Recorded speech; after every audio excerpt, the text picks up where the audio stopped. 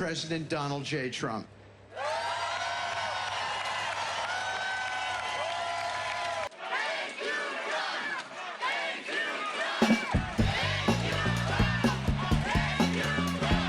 The hero of this evening in Tel Aviv was Steve Witkoff, that was received like the hero of the agreement. And of course, Trump. Welcome to the Kraus Report. Exactly 2 years after the October 7th massacre, President Donald Trump announced a peace deal to end the war and release all of the hostages. A recent poll by Channel 13 News in Israel showed that 92% of Israelis support Trump's peace plan to end the war and release the hostages. Only 8% oppose it. The release might start in the upcoming hours. It might start tomorrow morning, Monday. I had 3 phone call interviews with President Trump. The first one was 2 weeks ago, on Sunday, a day before Prime Minister Netanyahu met him at the White House. President Trump told me that things are going very well. And then he met Netanyahu at the Oval Office and they had a press conference together where Trump announced the details of the deal. A few days later, we spoke again. It was a Saturday, Shabbat. It was after Hamas' response, and after Trump said that Hamas said yes. Trump told me it's gonna happen. Before that, President Trump had to convince Prime Minister Netanyahu to do the deal, told him that the way he sees it, Hamas agreed to the deal. Jared Kushner and Steve Witkoff traveled to Egypt, to Sharm el-Sheikh, where the negotiations took place in order to make sure that the deal is going to happen. And then we spoke again last week. President Trump announced that there's a deal. We spoke a short while after that, and he told me he was so happy about this. Now, this is finally happening. Yesterday, Shabbat, at the Hostage Square in Tel Aviv, Jared Kushner and Steve Witkoff and Ivanka Trump, the daughter of President Trump, arrived and took the stage while hundreds of thousands are clapping and thanking them for what they've done for Israel. I asked my colleague, a longtime Israeli military correspondent, to join me. Or Heller. Or Heller is the IDF correspondent for Channel 13 News. He has a lot of sources within the Israeli security institutions.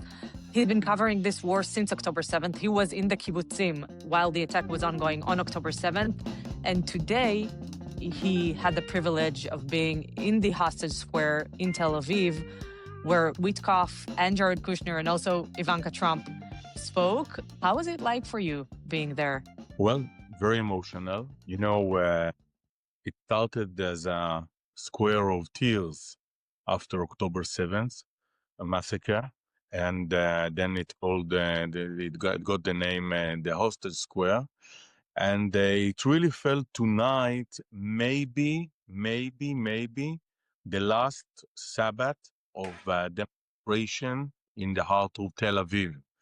Because, you know, for 2 years now, since October 7, 2023, every Sabbath evening, many Israelis went to the square to support the hostage families. And for many evenings, they felt very lonely and very maybe alone. And I think that tonight, some people say 200,000 people, 300,000 people, 400,000 people. And I think that it was maybe the last time of these Shabbat events, these Shabbat demonstrations. And of course, the hero of this evening in Tel Aviv was Steve Witkoff, that was received very, like maybe the hero of the deal, the hero of the agreement. And I think that many families of the hostages and many Israelis feel deeply that it was because of him, and of course because of the Trump administration, that we got we got finally a final hostage deal. And 2 minutes before we connected, Neria, the Israel hostage coordinator, Brigadier General Gali Hirsch, announced the hostage families that the loved ones will be released in a Monday morning, let's say from 6 o'clock a.m. We don't know yet if the 20 alive hostages will release together, let's say in one phase, or maybe in a couple of phases from a couple of locations in Gaza Strip. As you know, Hamas is pulling the strings, unfortunately, and we understand that everything will be finished. We hope so, until President Trump will land in Ben Gurion Airport in Monday, 9:20 a.m. in the morning for a, let's say, 6-hour quick visit here in Israel. So I think tonight I just came from the hostage square. How was it like for you? Because you've been covering the army for so many years, I don't know, 20 some years, right? And you've been covering this war since October 7th. You are in Kibbutz Zikim, right next to Gaza, on the Gaza border, on that very day. Yeah. And now today, you finally get to be at the hostage square while Witkoff is coming and Kushner is coming and Ivanka Trump are coming after President Trump announced his huge deal for peace to end the war, to release the hostages. And how is it like for you being there? I mean, as a journalist who's been covering this for so long, you barely slept in the past 2 years. You are in Gaza. You can't even count the amount of times you went to Gaza. Yeah, well, I think that then again, a very emotional evening during very emotional days. And I think that most Israelis ask themselves tonight, is it really finished? Is it really over? Because as you know, to release the hostages was the most important cause and the most urgent cause for the majority of Israelis in every public opinion poll that been made since October 7th massacre.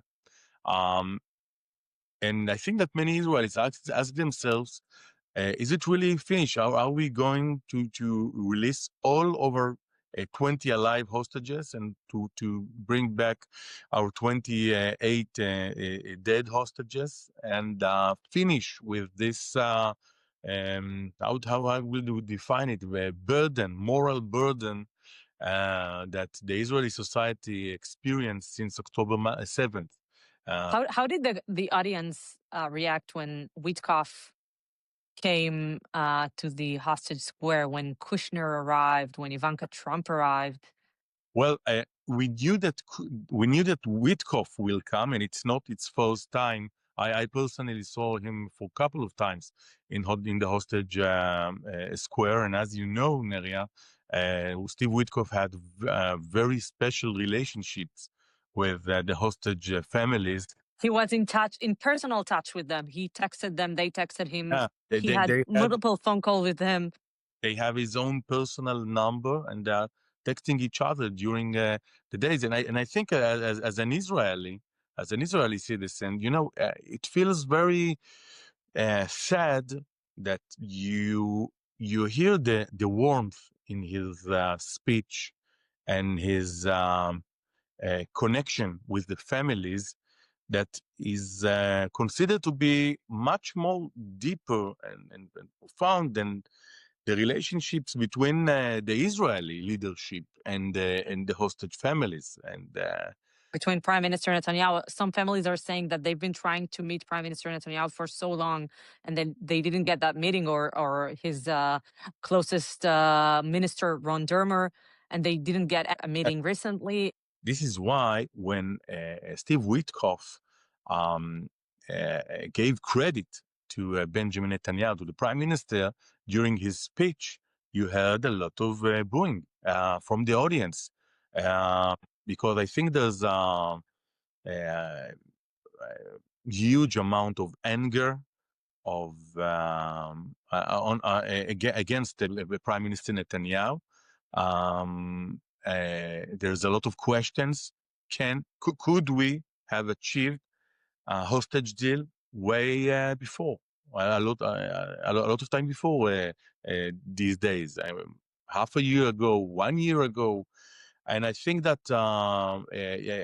now in the Israeli discourse tonight, the Israeli Likud party and the Israeli right and the Israeli current coalition is, of course, using this incident in the hostage square to say this is what we have said from October 7th, that these are not demonstrations in order to get the hostage back, but demonstrations against Bibi, against Benjamin Netanyahu.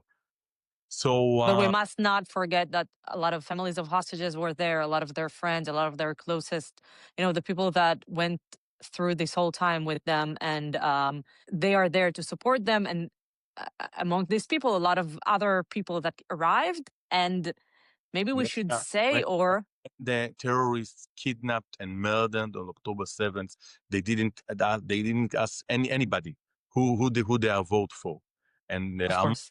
Among the hostages, there are Bibi supporters and anti-Bibis, and it's totally bullshit. And I remind you the very important the things Eli Sharabi, the ex-hostage, said. The hostage is not a left nor right. It's straightforward. That's what he said. And I think that the vast majority of Israelis are totally for, they totally understand this sentence. And yeah, he meant to say the hostages situation, the bringing back the hostages is not a matter of being right wing or left wing. It's a matter of being straight. It's a matter of taking the right way. Exactly. And I think that let's say 80% of the Israelis are identifying totally with this message made by Eli Sharabi. But then again, this moment in the Witkoff speech tonight, I think demonstrates where the Israeli society is going after the hostage deal. And maybe the end of the war. I mean, maybe to a new elections, and of course the demand of a national inquiry committee, and of course asking or demanding the resignation of Netanyahu, which is the only and last person in the Israeli leadership responsible for the October 7th massacre and failure, and that is still in position. So I think that maybe this moment represents to us where are we going, where Israel is going. But then again, everything aside, the most important and urgent thing is, of course, to get back our hostages. And on Monday morning, we think from 6 o'clock a.m., I can tell you that the IDF has finished his preparations in order to get back our hostages from Gaza. We never, of course, had a deal in the last two years of 20 alive hostages coming back. So it's a lot of logistics. The Gaza division in Re'im, in center of envelope of Gaza, will receive first the hostages. They will they get their examination physically and mentally, and then the Israeli Air Force will take them by Blackhawks and to hospitals in the center of Israel, in Tel Aviv, or in the center of Israel. And of course, they will reunite with their loved ones and their families. And I think that all of the people of Israel is waiting for these images, for these first photos of our last 20 alive hostages coming back to life, coming back to Israel. But strategically, and the military, let's talk about the war. Of course, Israel will be in another phase, in another situation, strategically talking, after we will get all of our hostages back.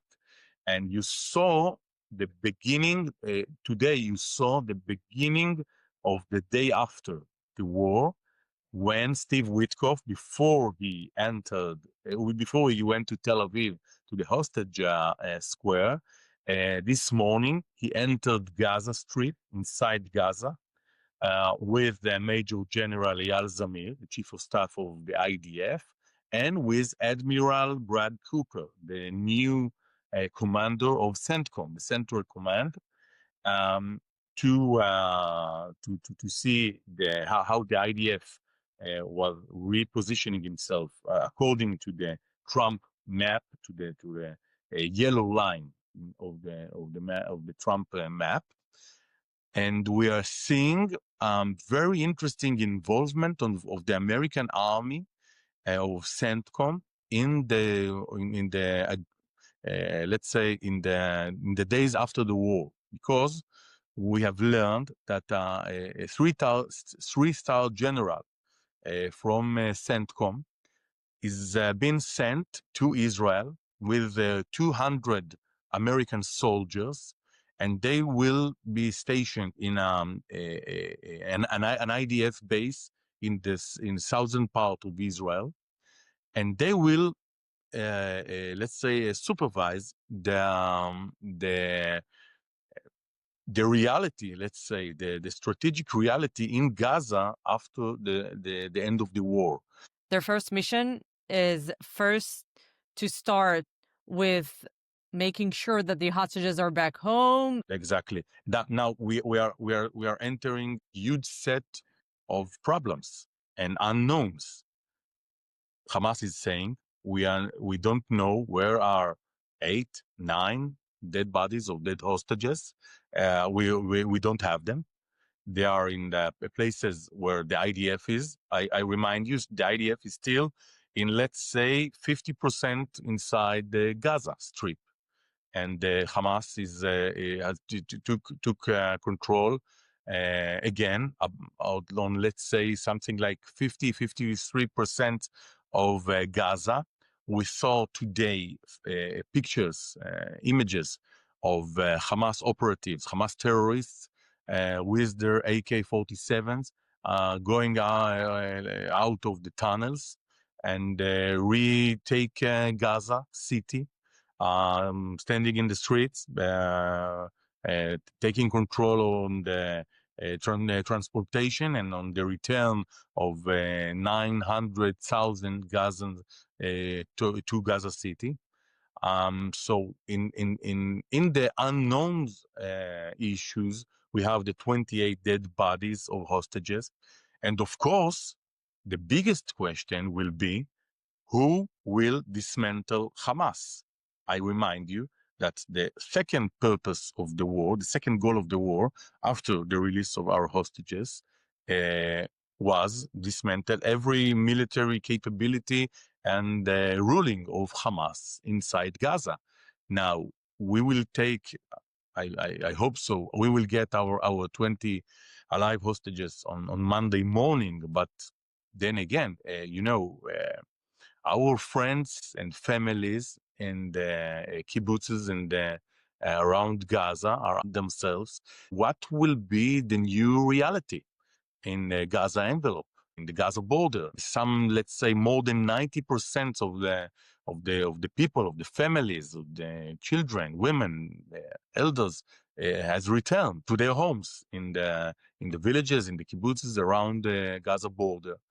And of course, the reality of a monster, the Hamas monster, in the other side of the border is something that they will not able to accept anymore.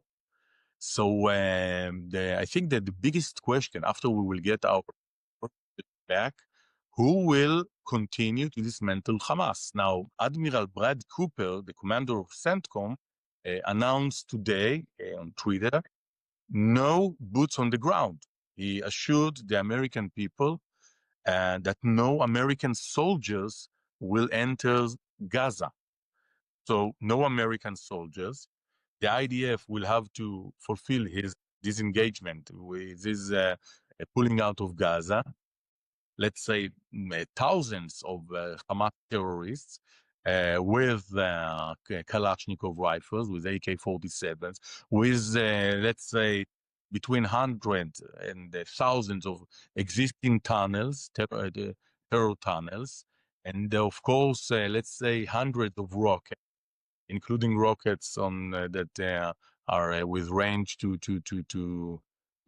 let's say both on the south of Israel, on the center of Israel, with the range of let's say 60 kilometers.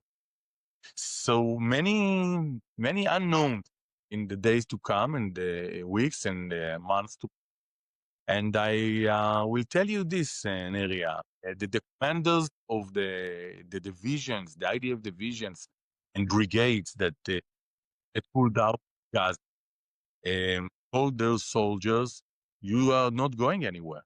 We are staying on the Gaza border, and we will see what in the next few days, weeks, months to come.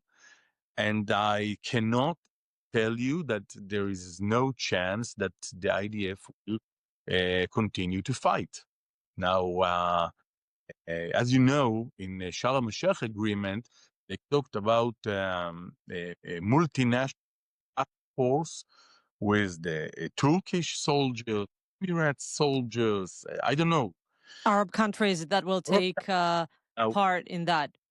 Now, can you imagine Turkish soldiers confronting Hamas terrorists, going from a tunnel to tunnel like the IDF did for 2 years and 4 days? I doubt it. I doubt it. And I think that let's say many people in the Israeli military establishment and the security establishment don't think that this is, let's say, a reasonable scenario. So we'll have to see what's going on in Gaza in the day after. President Trump is about to convene a special meeting. He's arriving on Monday, as you said. He's going to give a speech. Speech in the Knesset. At the Knesset. I asked him about it at the White House. I asked him if he was invited. He said, yes, I was invited. I said, yes, it really depends on if they want me to talk there. So, of course. I was wondering about your trip to the Middle East, if you can tell us if you're considering to speak at the Knesset, at the Israeli parliament. Well, they asked me to speak at the Knesset, and I've agreed to. If they would like me to, I will do it.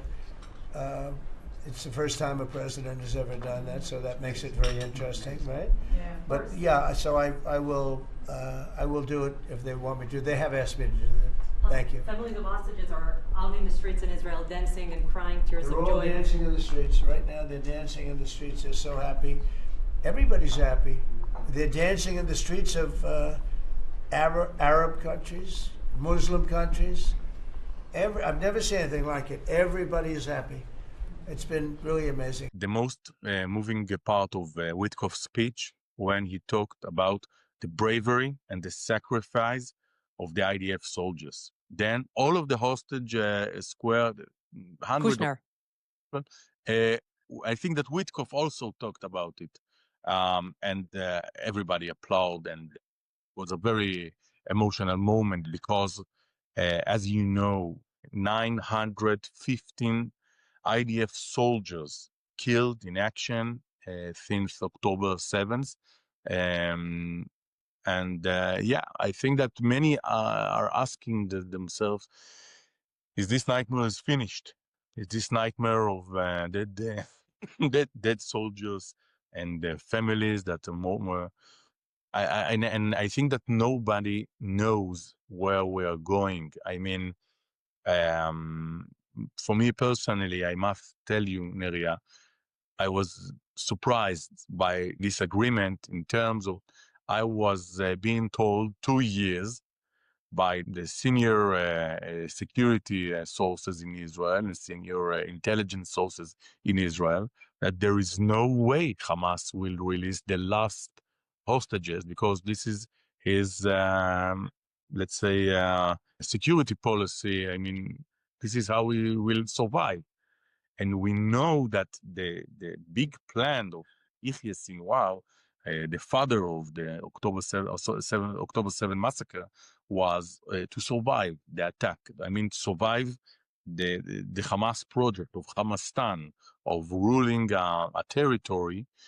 And I think that there is a huge question about the day after the war, regarding Hamas survival. Of And course, or one more very important emotional moment at the hostage square tonight was when Witkoff thanked President Trump.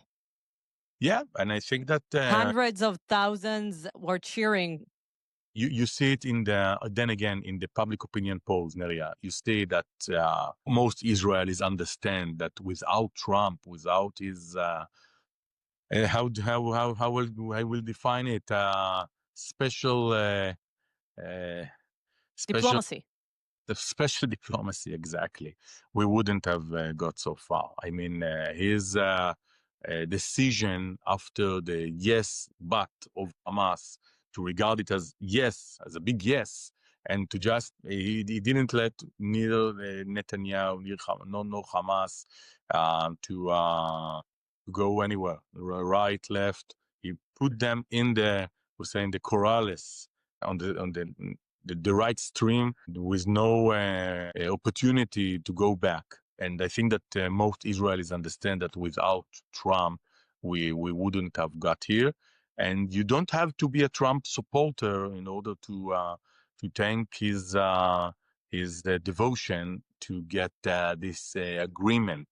We all thank President Trump for what he's done for Israel and for the Israeli people and for ending this war and for making sure that all the hostages are released, and also standing next to Israel, I think, and also standing next to the right side of the history while making this war end at this point, trying to still eliminate Hamas, but having the hostages back home in Israel while the Israeli politicians weren't able to do that. And we saw hundreds of thousands are chanting today, thanking President Trump. And I think that says everything. Yeah, definitely. And you see it in every public opinion poll, and everybody understands that without President Trump, we wouldn't have got so far. And with his, let's say, special ability to take Netanyahu to places he maybe didn't want to go to, and places that the former president Obama didn't manage to take Netanyahu to agree to those terms. And I think that for the next 50 or 100 years, historians will ask themselves, could this war would have ended earlier?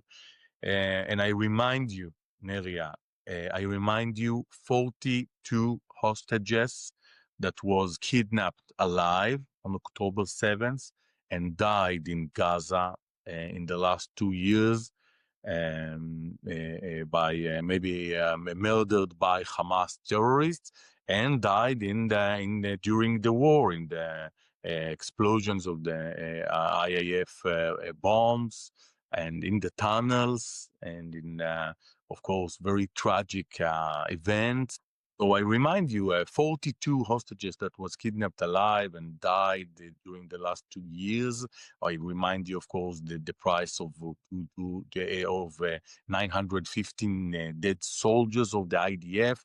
And I think that many of us ask themselves, could it have ended earlier?